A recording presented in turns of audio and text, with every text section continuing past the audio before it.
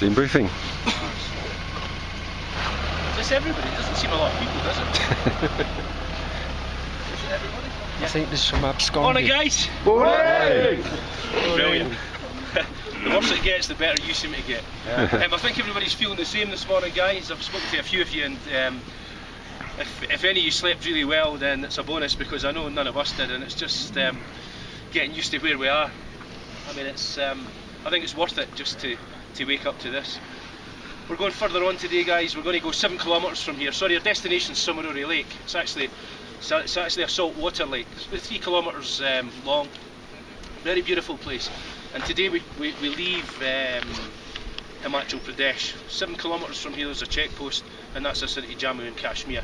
We're having to run without our radios today because we've only got permission to use them in Himachal Pradesh, and the military are really quite fierce up in this area. They will, if we contravene any of their rules, and you know, they'll come down really hard on us. In fact, Sam was telling me that they raided a hotel 2 weeks ago in Leh because they knew someone had a satellite phone, and satellite phones are a no-no. We've got one. We've got it with us, so hopefully we've got it well hidden, and hopefully no one's listening. The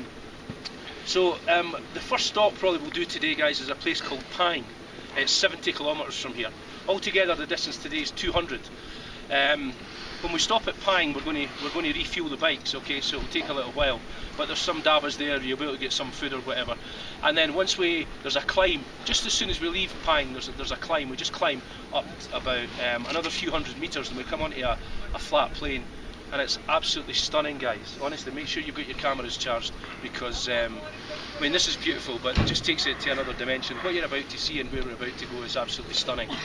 Tonight we're camping at 4,200, which is 200 metres less, so it will make a little bit of difference.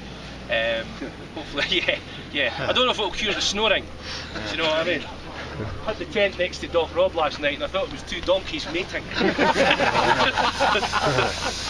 And then I saw it was Rob, and I thought it is. It was horrific. And I think maybe we've got another snorer then. Yeah. No. I don't hear this up. No. Okay.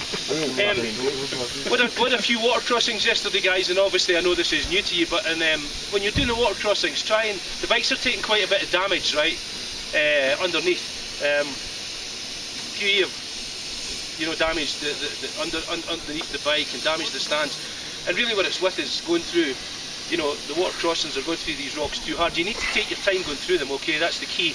And when you're going through a water crossing, if you go through the edge of it, because that's where the trucks run through, and obviously the wheels are pushing down the outside, and it pushes up the rocks on the inside, in the middle, sorry. So if you're going through the middle, it's going to be more difficult.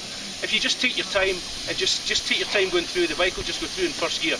But that's the secret. Same with a lot of these bumps and stuff like that. These bikes, to be honest, were never ever made for it. There's, and I said that right at the start. So please take your time with the bikes. And I know it's a few, and I'm not going to tell anybody how to ride, but I could tell you a few horror stories about people standing on the foot pegs. I'll show you the bar. It's only a very, very thin bar. If you're standing on the foot pegs, and some of you guys are big guys, if that footrest snaps, you're going to have the most horrific accident. They're not designed for standing on the foot pegs. If you're having to stand on the foot pegs, you're going too hard, okay? Take your time, sit in the seat, and take your time in the little bikes, because they've got hundreds of kilometres to go, and you look after them and they'll look after you. So looking forward to a good day, guys. I can't promise you hot showers tonight, but I suppose I'd like to say I can in Leh, which is another day away, so another fantastic day. But make sure you've got your cameras charged, guys, because today the scenery is just absolutely stunning. So thank you. And I just sorry? Which leaves us with just a matter of the awards. Yeah, the awards, I'll hand you over to these guys. So the first award goes to, it's a nice award, this is Spirit of the Day. The Spirit of the Day goes to somebody who selflessly waded into one of these freezing cold mountain streams. And I don't know, probably some of you have had a boot full, but if you stand there for one, get both boots full and do it, not on a bike, but wade in, we think that's pretty altruistic. And this guy saw one of his friends was stuck, so he waded in, pushed him out, and then he went back and got his own bike and went through. We thought that was pretty good. But in fact, even more impressive, he ate the hottest chili in the Zingers Park and had breath like a dragon for about 3 minutes afterwards. He could have lit. Yeah, we did consider giving him dick, actually. So, but he ate all the chili and he pushed his colleagues through the stream, so we'd like to give Spirit of the Day to Nick.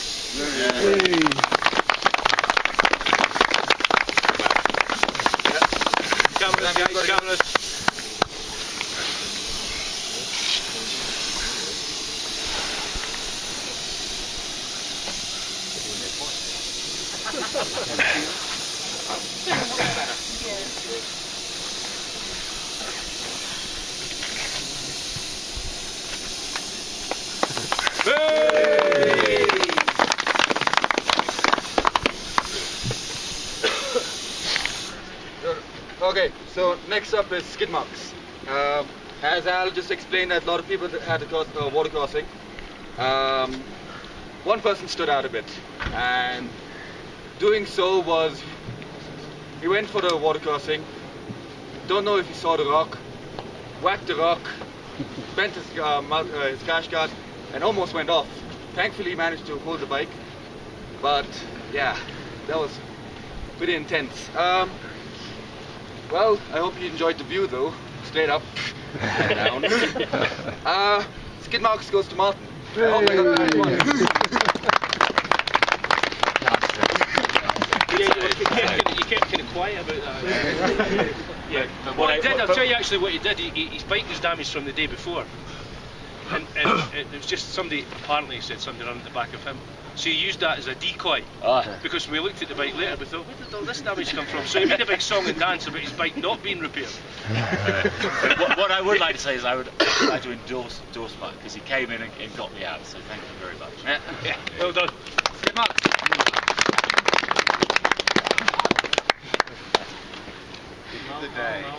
No.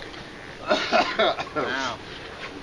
Yesterday, I mean, you're all pretty cool actually. Can I just say, guys, that we had a disagreement about this, about who should be dick and skid. So I thought I'll take a back seat. I'm not nothing to do with this. Now, as far as the bikes went yesterday, not a foot wrong. As we went up to Baralachala, did anyone see a Jeep? Did anyone see a Jeep? What I thought had fallen off the road. It was reversing its way down. I was concerned. I was concerned. He'd come off, coming down, and Lottie was saying we've got to reverse you down and get you back on the road. But the roll cages. No, that was not the way. Sam had decided that despite a perfectly good paved road, that way up there was the way forward. No contest whatsoever, Sam. No masala needed. From a man who's had no awards. 24 hours, man. Come.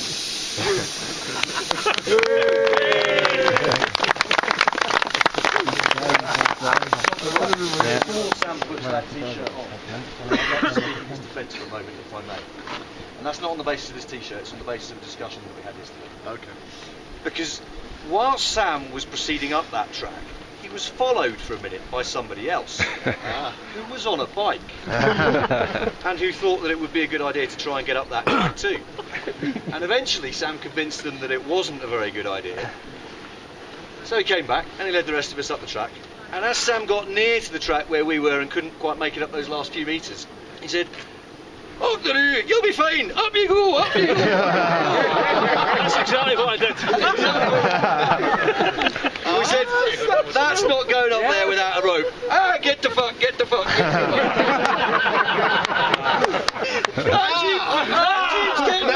Nothing is set in stone on these trips. No. Having heard the new information, I'd like a vote. So we have a vote for Sam. Hands. Right, let's see. Hands for Alex.